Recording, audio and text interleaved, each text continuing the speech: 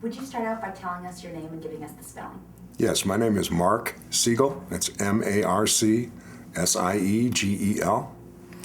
And I was a student at Kent in 1970. I transferred to Kent in the winter of 1970, so I'd only been there a couple of quarters when the killings took place. And I was working part-time in Cleveland at the time to put myself through school. And I left Kent on Friday night to go up to my job in Cleveland. And I spent the weekend in Cleveland. And because we had classes on Monday, my roommate and I had to come back on Sunday night, get back to our apartment. At the time, I was living off campus at Glen Morris Apartments. So we didn't figure we'd have a problem getting in. We knew there was trouble down there. We also knew the National Guard had been called in, but we figured, well, we'll drive down, we'll find our way to apartments. I mean, tomorrow morning we have to go to school anyway. And indeed, we drove down into Kent. We started driving up Main Street, and we ran into a roadblock. The National Guardsmen pointing rifles right through the windshield at us. It was strange. There were guys with rifles in the street, Jeeps blocking the street. These two or three guys approached our car. They pointed their rifles right at us. I was like so terrified. I kept my hands where they could see them. The guy came to the side window and he goes, "You can't come in here. There's a curfew and the road is blocked." I said, "Well, we got to get back to my apartment. I can go around the other way. I don't have to go through campus to get there." And he said, "Fine, go ahead, go around the other way." So, with this idea that the curfew was just on campus, I drove around. I got to my apartment through the back way. We parked our car, went into the apartment. My roommate called up his girlfriend who lived on campus and trying to find out what's going on. We were just amazed. The campus had been taken over by the police, by the guards. There were soldiers at the corner. And she told us that the guards had taken over everything and you couldn't get out of the dorms. You couldn't even open a window over the dorms. People were yelling at you and shining lights on you. So my roommate, boastfully goes, "Oh, we're coming over, So he gets off the phone. He says, "Oh, we'll go over there now." And so I said, "Okay, what the heck? We got to see what's going on." I wanted to go out. I was really curious as to what had happened, So I walk out of the apartment with my friend, and we walked behind the university school along Summit. And we got to the edge of the campus, and I looked in, and it was an army camp. There was just people driving by in Jeeps and soldiers marching everywhere. And I told my friend, I said, "You're crazy. We're not going in there. We're going to get arrested or shot. We can't do this." And he goes, "Well," I said, "I really want to go." And I said, "Look, I'm not going. I'm going back to the apartment." I said, "Because, this is just crazy." So he actually went in on the campus, and he made it to the dorm. He didn't get in any trouble at all, and he got into the dorm. I went back to my apartment. So I get back on Morris Road, and I'm just about ready to walk into the door of my apartment, and a bus pulls up. I paid no attention. Guy jumps out of the bus. He runs over to me, and he hits me with a stick, and he goes, "You're under arrest." I'm like, "What?" I said, "For what?" He goes, "Curfew violation," and he smacks me like this. Pushes me towards the bus. He hits me 2 or 3 times, gets me up on the bus. I get on the bus, they handcuff me, and the guy sticks a shotgun right in my face. I mean, inches from my nose. And I remember looking at the guy going, he wants to shoot me. He really wants to shoot me. I was terrified. I'm just terrified. And I got me down in the seat, and I remember thinking then, right at the moment, I go, someone's going to get killed. Someone's definitely going to get killed if they keep this up. It's not going to be me. I'm going to be the model prisoner. I'm not going to give these guys any reason to shoot me or hurt me again or hit me again. And they took us in buses. They took our bus load down to the Kent City police station here. And there must have been a couple other buses because there was a line of kids lined up across the back of the police station, and it was so bizarre. Later on, I found out there were 68 people arrested Sunday night. None of the people that were arrested were in any groups at all. The biggest group was 3 guys, and they were on the porch of their fraternity house when the bus came by, and they refused to go in, so they ran up on the porch and they grabbed them and arrested them. But I was arrested all by myself. Everyone else was just by themselves somewhere out in the town, and it seemed like the guard, I was arrested actually by a Twinsburg policeman. They deputized all the police in the area. But these people were looking for trouble. They were trying to stir up trouble, it appeared. We ended up at the city, at the Kent police station. We're lined up with our hands up against the wall, handcuffed. Behind us, guardsmen are all lined up with their bayonets. Behind them, about 10 trucks and Jeeps with their headlights on. So it was the most surrealistic shadow show you can ever imagine. I could just look to my left and my right by moving my eyes, and you just see the shadows of these guys with the bayonets behind us and soldiers marching. And I'm trying to think, how did I become the enemy? At what point Did I become the enemy of the United States? And I've been arrested by the Army. I didn't do anything, you know? How is this happening to us? And at one point, I heard some guy like scream down the line. And I turned my head, and the guy butt stroked me in the back with his gun and pushed my face into the wall. Apparently, this guy down the line had been poked with a bayonet, and he was wounded. And that's why he screamed out. But it was just bizarre. It was crazy. So we couldn't do anything. They booked us, took us back, put us back on buses, and took us to the Portage County Jail. When I got to the Portage County Jail, I got frisked overzealously. There were women arrested. They got strip searched, and they did internal cavity searches on the girls. They ripped my sweater off. The guy run his hand up inside of my legs, hit me right in the groin with his fist. I mean, what are you going to do? You know, they were pushing us around. They were slamming us against the wall. Finally, they processed me. They took my glasses. They took my belt and my shoelaces so I don't hang myself for a curfew violation while I was up there in the jail. And they took me over to this elevator, and the jailer puts me in the elevator, and he gives me a blanket. He goes, "You're lucky you get the last blanket." He says, "I'm putting you in here with some of the regulars." And when I got up the third floor, they took me into this bullpen C. Guy pushes me in the door, and I was terrified. You know, everybody knows terrible things happen to you in jail, and I'm like, oh my God, what's going to happen? And I see all these guys coming towards me, and I didn't know what's going to happen. One crazy guy comes forward. He goes, "Are they killing any cops?" And I went, "Not yet." You know, I was like anything I could say to like get this guy on my side. I don't want to seem like the enemy. And within a minute or two, they confided in me that the jailer had just come in before I was sent in there, and he said, "Well, I'm sending in some of those hippies from the school." He says, "One of them falls down in the bathroom and hits his head. Nobody will say anything." So basically gave him carte blanche to beat us up. That's what the guardsmen, the jailer said, "Yeah, just go beat these guys, you know, they're the hippies." But fortunately, the inmates in the jail were not inclined to do that. And they were really crazy. There was all this crazy talk going on. First there was this, "Are they shooting any policemen yet?" Then one of the fellows came up to me and says, "You know, the Hells Angels are coming to break us out of here tonight." You know, it was just like insanity, and I couldn't believe it. By the end of within the next hour, they had crammed another 30 people in this bullpen with us. There was, like I say, 68 people arrested, and we were all crowded in there. The kid who had been wounded with the bayonet, they kept saying, "Listen, this guy needs medical attention. He needs medical attention." So they got a doctor. They got the doctor right out of a bar. The guy was drunk, and he came in smelling of booze, and he looked at the kid, and he put a Band-Aid on him, and he left.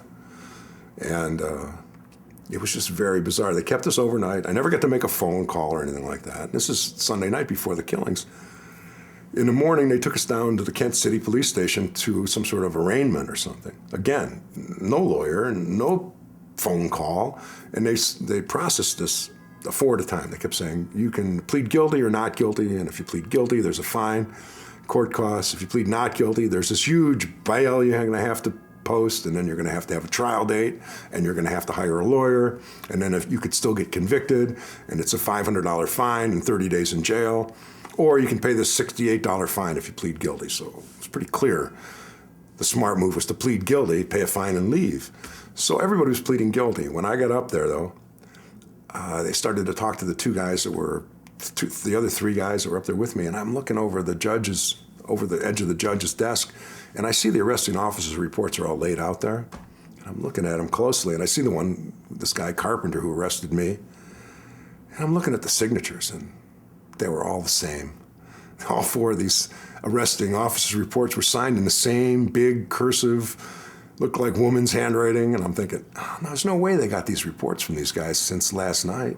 This is phony. So I pleaded no contest. And the judge is looking at me like, "What, you're a wise guy?" He says, "You know, if you plead no contest, I'll let you tell your story, but if it contradicts with the arresting officer's report, we're going to take the word of the arresting officer." I said, "Fine." I said, "I was in my apartment on Glen Morris Road." He goes, "Really?" He goes, "Yeah." He says, "Well, read the arresting officer." He says, "Who was the arresting officer?" And I said, "Carpenter." And the judge looked, you know, like, "How come you know so much?" And he goes to grab the report. I said, "He didn't sign that report. You can't use that as evidence against me." And the guy just looked at me, looked at the report, slammed his gavel down, and goes, "Not guilty." Just like that. I was the only person found not guilty. It was like stunning, you know. All the other people were cheering, you know. So I said, well, how am I going to get, he says, you're free to go. I said, free to go? I said, I don't have any shoes, shoelaces, I'm holding my pants up, I got no glasses, my car keys and everything are in Ravenna, 6 miles from here. How am I going to get that stuff? They said, well, just get back on that bus.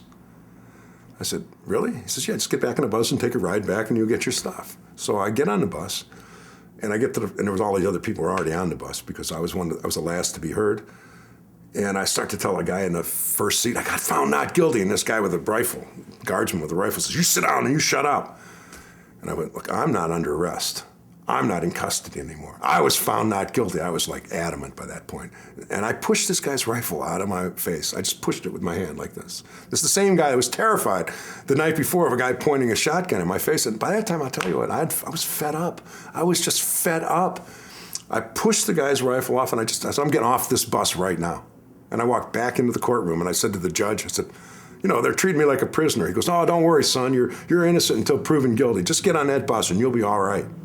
Big mistake.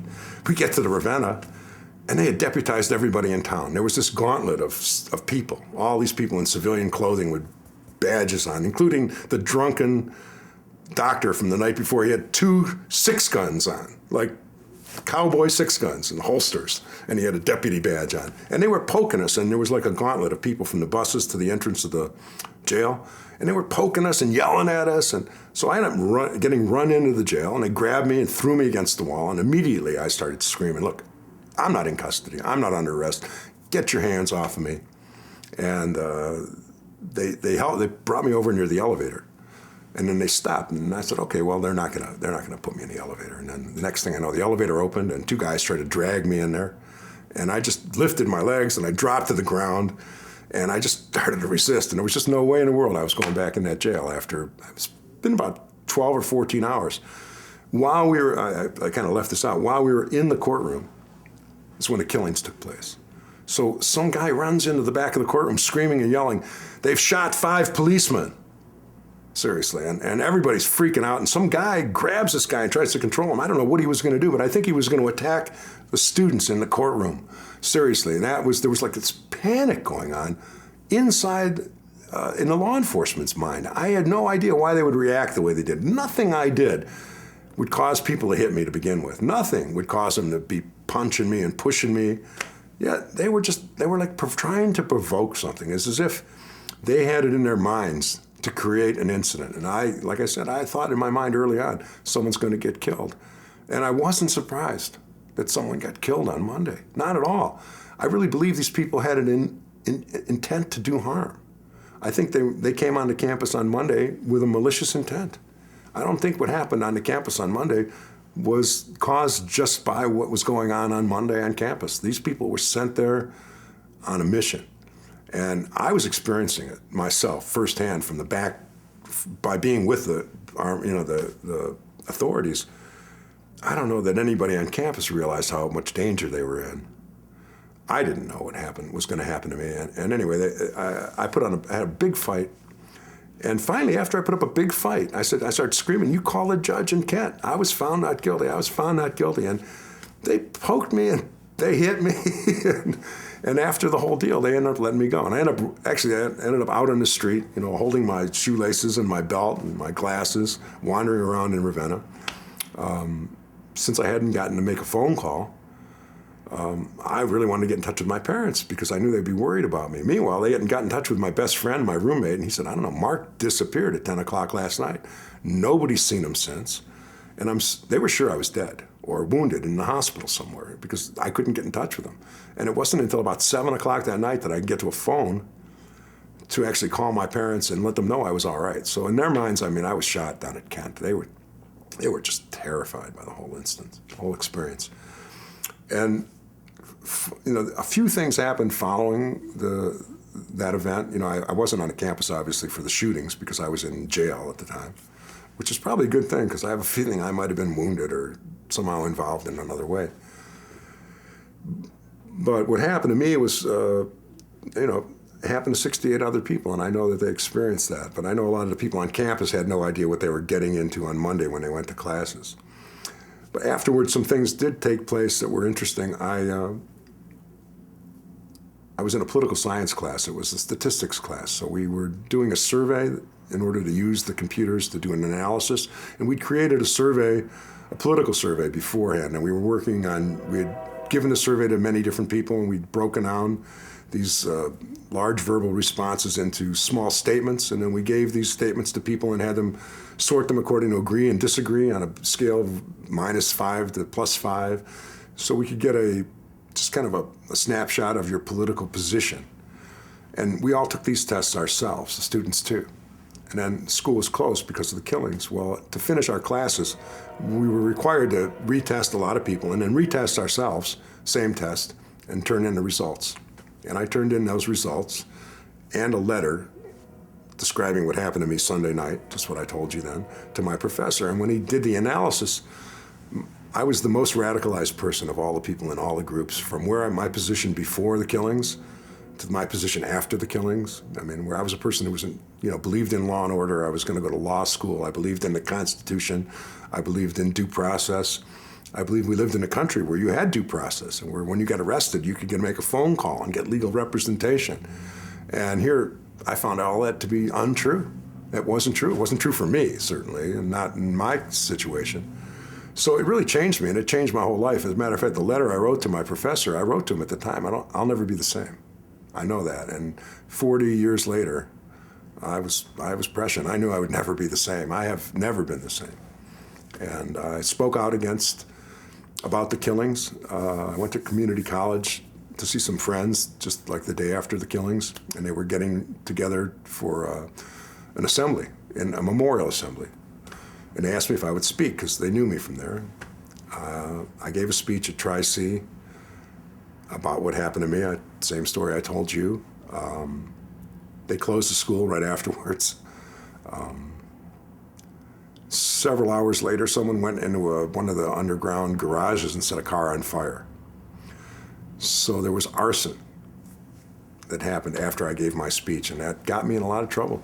The FBI, first people asked me if I'd give the speech again. I said, that was a great speech. Would you join the speakers group that we have? And we're sending out speakers to different universities all across the country who want to commemorate the killings at Kent, and they want speakers. So, we'd like you to give a speech. And they offered to send me to Stetson University in Florida, where they'd asked for a speaker. No one wanted to go to Florida. It was northern Florida. It was dangerous. And I agreed to go. So I agreed to go one day. The following day, the FBI showed up at my father's place of work. They came into his office and they told him I was a traitor and I was going to destroy my career and I was never going to be a lawyer or I'd get a job if I gave this speech. And my father called me at home and he told me, "You're not going. You won't go." I said, "What do you mean? I have to go, Dad." He goes, "I'll break your legs to keep you from going." And I remember telling him, "I'll go tomorrow with casts on my legs, but I'm going. You can't stop me from going." And indeed, I went. I flew down to Florida. When I got to Daytona Airport, where I was supposed to be picked up, 2 FBI guys grabbed me, pushed me in the back of a car. And they said, "You can't give a speech. You got to get back on the plane and go back to Cleveland. You're down here to start trouble." And I said, "What are you talking about?" He says, "There's a warrant for your arrest on the federal judge's desk in Tallahassee, and if you don't get back in this plane, we're gonna have him sign the warrant. We're gonna arrest you for crossing state lines to incite riot." So I said, "Well, I don't really see a riot. Where's a riot? What riot?" And the guy says, "Well, you came down here to give a speech, didn't you?" He point his finger in my face. I said, "Well, yeah." I said, "But what am I going to say?" Yeah, at which point they realized they really didn't have anything. What could they do? It's like, I haven't given the speech yet, so there isn't a riot, and I don't think you can stop me from giving my speech. Why don't you come to campus tomorrow? You hear what I have to say. So let me out of the car. They really didn't have much choice, but they were trying to intimidate me. And the people from DeLand University, Stetson, were there to pick me up, and we drove to DeLand, and the FBI was trying to follow us in the car, and I had a lot of nightmare experiences with that. And people tried to stop me from speaking at the university, but I gave a speech that day. And, there was a tremendous amount of animosity towards the students, which I really did not expect. People were saying things like, they should have shot them all. They should have shot more kids. It really hurt. And it really hurt also the way the university handled it. They tried to cover it up. They treated it like it was a PR problem. It was ruining their business. You know, nobody wanted to send their kids to Kent anymore. Let's hush this thing up. And that really hurt because they never really got to the bottom of it. And then following that, because I gave the speeches and the FBI knew about me, they interviewed me for the Scranton Commission on campus unrest. Two FBI agents talked to me for about a half an hour. I told them what happened to me. I explained to them my impression of what was going on. And after I got done, I said, look, you know, I answered your questions. Could you answer a few of mine? The guy says, well, what do you want to know? I said, well, what do you know? And the FBI agent says, well, we know the guard is lying. And I got really excited. I said, well, you know the truth then. And he goes, no, I didn't say that. I said, well, what are you telling me? He says, you know, we interview people all the time that witness crimes. He says, when we interview 30 or 40 people that witness a crime, they have different stories because people have different points of view. He says, all the guardsmen have the same story. So we know they cooked up a story and they agreed to stick to it and they're all sticking to it. And it isn't the truth. And I said, well, can you find out the truth? He goes, well, yeah. He says, when these guys go to court, they're going to break. They'll tell us the truth. But right now, they're all sticking to the same story. Well, the truth's never been told. It's been 40 years. And this, if anybody's out there, if there's a guardsman out there that was on that line, you know what happened. You really know what happened. Please, please, I will forgive you for what you did if you'll come forward and tell us what was going through your mind. Because we know what you said to the FBI was bull. There's the truth needs to be told. And it's been 40 years, and the reason we're still telling this story over and over again is because the truth's never come out. And I'm doing this in hope that I can inspire one of these guardsmen. I know you're out there. I know you're all my age. I'm 61 years old. You can't take the truth to the grave with you. You got to tell people what really happened. And I don't know whether you were protecting a few of your friends, what the story is, but we really deserve to know. And that's what I came to share with you today. Well, thank you so much for coming in and talking with us. Thank you for giving me the opportunity. Thanks a lot.